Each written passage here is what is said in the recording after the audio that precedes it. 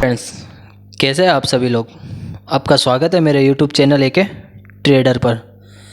तो आज मेरी वीडियो है आईपीओ प्रोसेस के बारे में। क्या हुआ बेंचोद, मैं थक गया स्टॉक में शेयर खरीद के वगैरह वगैरह। तो मैंने सोचा कि मैं मेरा खुद का ही आईपीओ ले ही लेता हूँ, मेरा खुद का आईपीओ लॉन्च करवा ही देता हूँ। तो सबसे पहले तो मेरे को मेरी कंपनी की ज़रूरत पड़ेगी। तो मेरी कंपनी का नाम है खत्री लिमिटेड। ध्यान से सुनना और इस चीज़ को समझना। मैं एक बहुत नॉर्मल लैंग्वेज में समझाऊंगा कि अपना आईपीओ अगर लॉन्च करना है तो कैसे करेंगे। तो सबसे पहले तो मुझे जाना पड़ेगा मेरे पापा के पास। पापा बोले तो सेबी के पास, सेबी से आदेश लेना पड़ेगा। सेबी बोले तो stock exchange board of India. SEBI क्या करता है कि जो भी स्टॉक मार्केट में गतिविधियाँ होती है, जो भी वगैरह वगैरह समझ लो कि जो कुछ भी होता है उसके ऊपर खिलाफ करता है, कानूनी कार्रवाई करता है कि मैं खत्री लिमिटेड मेरी कंपनी लॉन्च तो कर दूँ और बढ़िया धोखाधड़ी कर लूँ। 2-3 हज़ार करोड़ का, 2-3 तो क्या 500-600 करोड़ का घपला करके यहाँ से भाग जाऊँ। तो उन सब गतिविधियों का सामना करती है अपनी सेबी। बोले तो अपने पापा जी बढ़िया वाट लगा देंगे और लोटे लगा देंगे ज़िंदगी के, अगर ऐसा कुछ करना चाह। तो चलो दोस्तों, मैं मेरी खत्री लिमिटेड कंपनी का आईपीओ लॉन्च करने जा रहा हूँ। तो सबसे पहले मुझे ज़रूरत पड़ेगी मेरी मम्मी की। पापा की तो ज़रूरत पड़ गई, फिर पड़ेगी मम्मी की।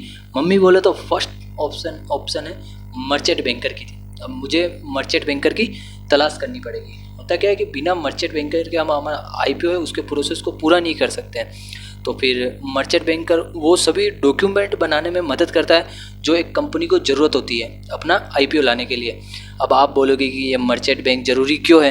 क्योंकि मर्चेंट बैंक इस बात की गारंटी देता है कि जो आईपीओ लाने वाली कंपनी है उस कंपनी ने सभी प्रकार के कानूनी नियमों का पालन किया है। और इसके लिए मर्चेंट बैंक कंपनी को डिलीजेंस सर्टिफिकेट जो होता है, डिलीजेंस सर्टिफिकेट जो होता है वो इशू कराता है। कौन कराता है? अपना मर्चेंट बैंक। इसके अलावा जो मर्चेंट बैंक है ना, वो DRHP बनवाने में मदद करता है। अब DRHP बोले तो ड्राफ्ट रीड हेयरिंग प्रोस्पेक्ट्स बहुत ज़रूरी होता है ये कंपनी के लिए। इसमें सभी डॉक्यूमेंट के बारे में जानकारी दी जाती है। इसके बारे में मैं और डिटेल से पीछे बताऊंगा। तो ये तो हो गया। अब इम्पोर्टेंट डॉक्यूमेंट भी होता है स्टॉक मार्केट में लिस्ट होने के लिए।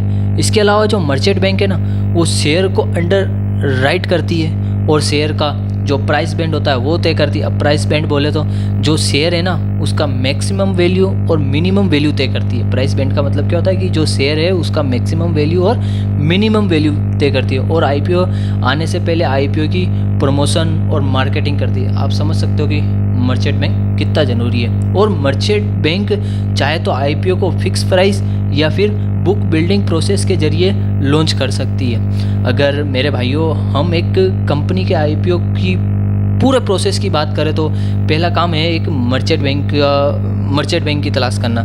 मर्चेंट बैंक की तलाश होगी, फिर सेबी के पास आईपीओ के लिए रजिस्ट्रेशन करवाना, फिर सेबी का अप्रूवल पास करवाना, और लास्ट और सबसे इम्पोर्टेंट काम होता है DRHP बोले तो ड्राफ्ट रीड हेयरिंग प्रोस्पेक्ट्स।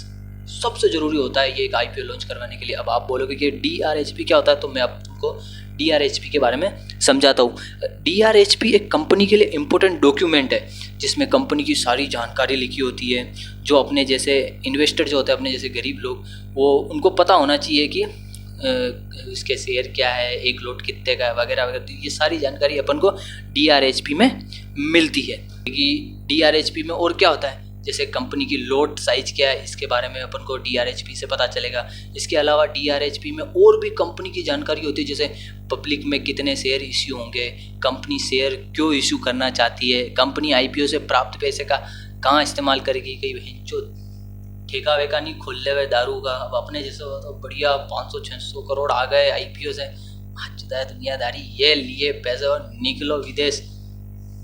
ऐसा कुछ नहीं होता। ये सब सेबी जो होता है वो 12 बजा के रख देता है। तो इसके अलावा कंपनी का प्रोजेक्ट प्लान क्या है, फ्यूचर प्लान क्या है, बिजनेस का रिस्क रेशियो क्या है, कंपनी के पिछले साल की जो फाइनेंशियल स्टेटमेंट है वो क्या है, और कंपनी की मैनेजमेंट जानकारी क्या है, ये सब DRHP से अपन को प्राप्त होती है। DRHP में ये भी जानकारी होती है कि आईपीओ कब लॉन्च होगा, कितने टाइम के लिए लॉन्च होगा, वगैरह वगैरह। तो बस यही प्रोसेस है आईपीओ के लिए। तो भाइयों जाइए और अपना आईपीओ लॉन्च करिए।